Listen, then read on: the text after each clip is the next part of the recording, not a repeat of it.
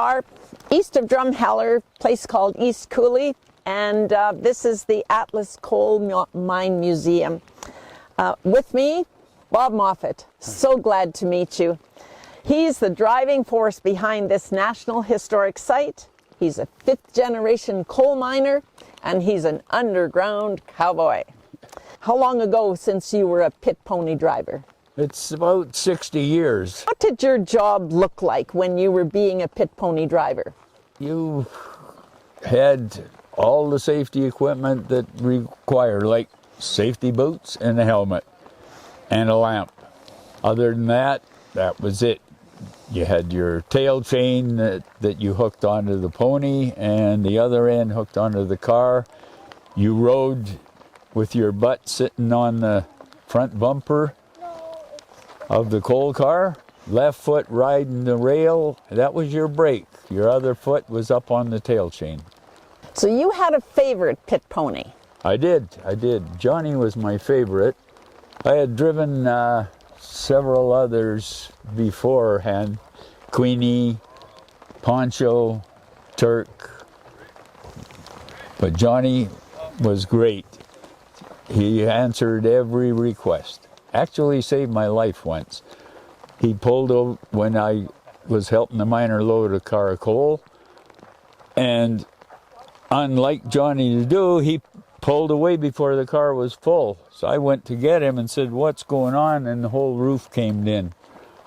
He could hear that slate starting to move. I remember you mentioning Spider. Oh, Spider was, I worked on the duck bilge for a short while, and Spider was the horse there. He was a pretty big horse, actually, for that section.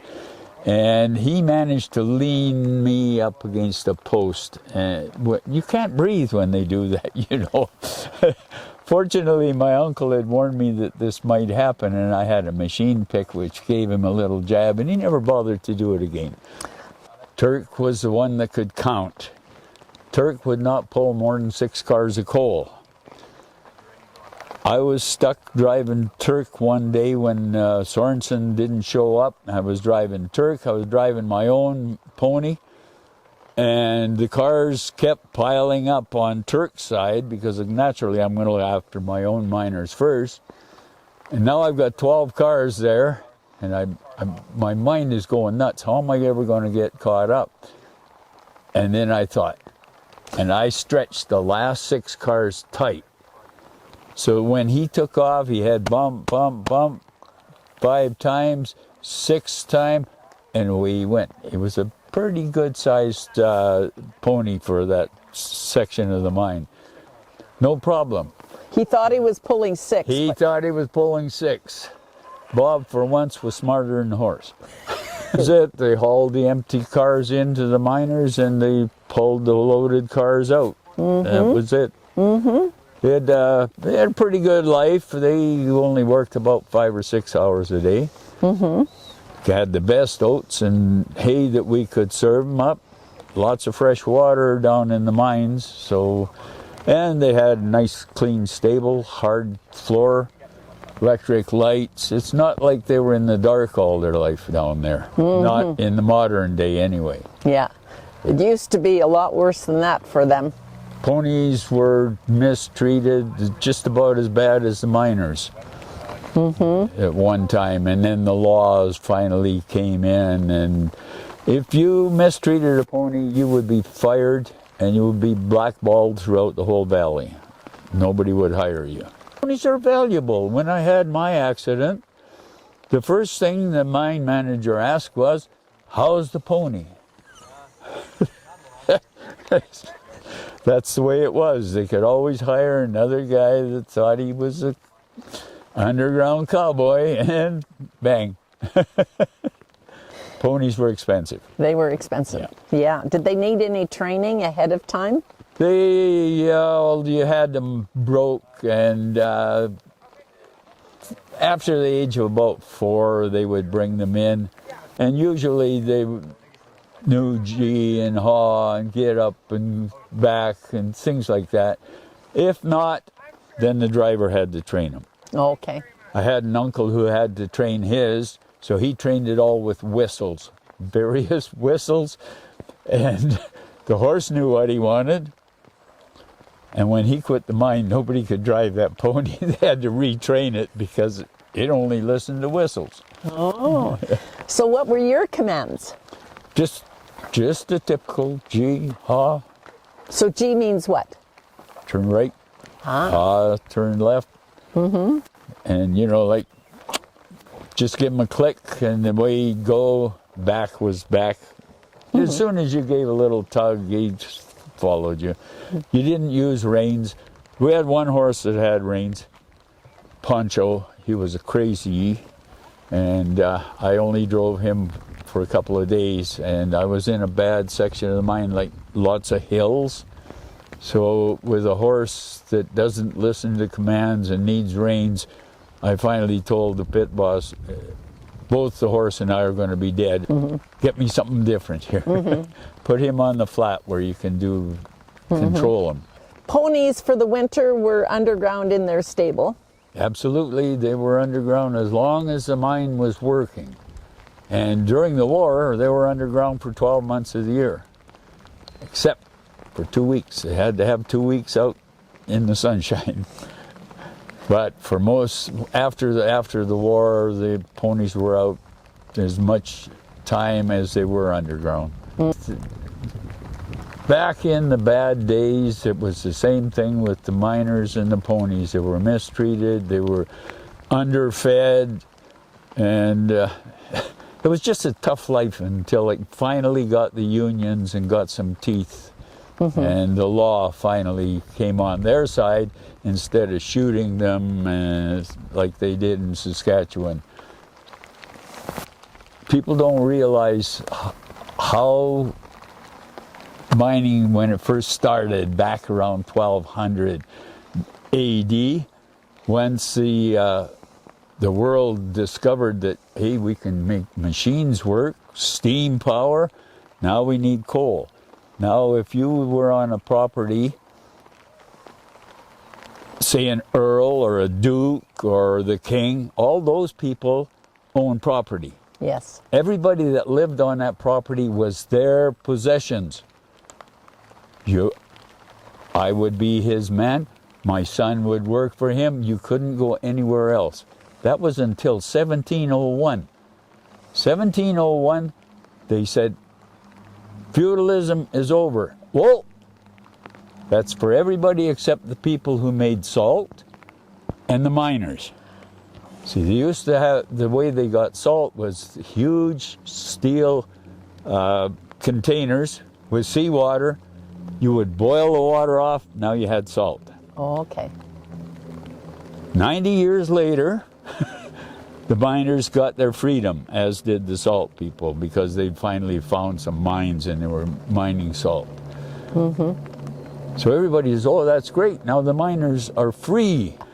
1800s, as far as I'm concerned, they were still serfs because the mine managers managed them and owned them. And that was good until about 1923, when the unions finally got some strength. Well, before 1842, it was children and women that tugged all of the coal out of the mines back there. They pushed cars, and the boys. My grandfather was underground when he was 8 years old. His job was, they called him a trapper. And in the mine you had doors to direct the air, make sure ventilation was reaching all parts of the mine. So as the loads came along, you don't want to stop, open the door, block it, go through, go back. So they hired these little children, and they would open and close the door. Those little kids didn't even have a light. See, the problem was if you gave them a light, they might wander off and get lost. And now this is my story. If you couldn't find them, well, you'd have to buy a new light. Oh my goodness. Well, that's the way the world was. Yes, it was. Well, I mean, 1842 might have been when your great-great-grandfather was born, and yet Tell me about your grandfather. He was only, what, 6 or 8 years old? He was 8 years old when he went underground as a trapper. And from there, then he ended up helping his dad load coal and whatnot. And he became a miner, and my dad became a miner. And I just followed along. Mm-hmm. And if they had worked 12 months of the year, I would have worked my whole life in the mine. Mm-hmm. But we were working part-time. 5-6 months a year. Yeah. But I remember you saying that your grandfather would have been so young and he was so tired that your great-grandfather, his dad, had to carry him home. He was so tired after that long day of work. 14-hour days. And 16 if they needed some too. Yeah. So the law certainly didn't stop the child labor, did it? No. No, it didn't. No, there was still, in the 1900s, there were still kids 10 years old working in the mines. Mm-hmm. Yeah. And in Canada, too. Oh, yes. Yes, we know that. So, children often started in the tipple, which we have a tipple behind us. That's where you started, too. Absolutely. What was it like working in the tipple? It was terrible. It was noisy. It was dusty. You had no ear protection or eye protection. All you had was safety boots in case you dropped a big lump of coal on your foot. But that's where you process the coal. At the bottom of the tipple, the big lump coal was loaded directly into boxcars or trucks. The small coal went up the tipple, where it was separated into 4 different sizes. Okay. Yeah. So that was the purpose of the tipple. Yeah, and you cleaned the rock out of there and what we called slate. And everybody called it, you were a bone picker. You never picked one bone. There were no bones. It was all rock or slate. Yeah, it was rock. Yeah.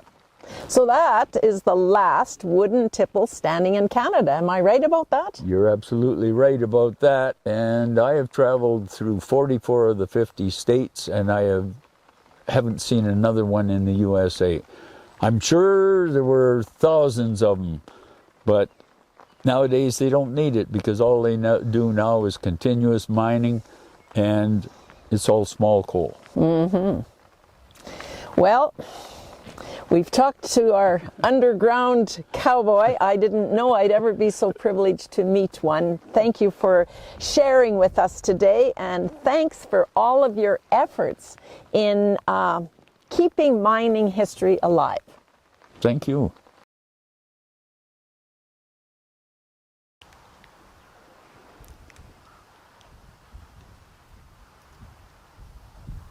Bob Moffatt is probably the last of the pit pony drivers, underground cowboy, and Johnny was his favorite. Johnny Pit Ponies no more. I was Johnny Pit Pony, hauling coal out of the mine.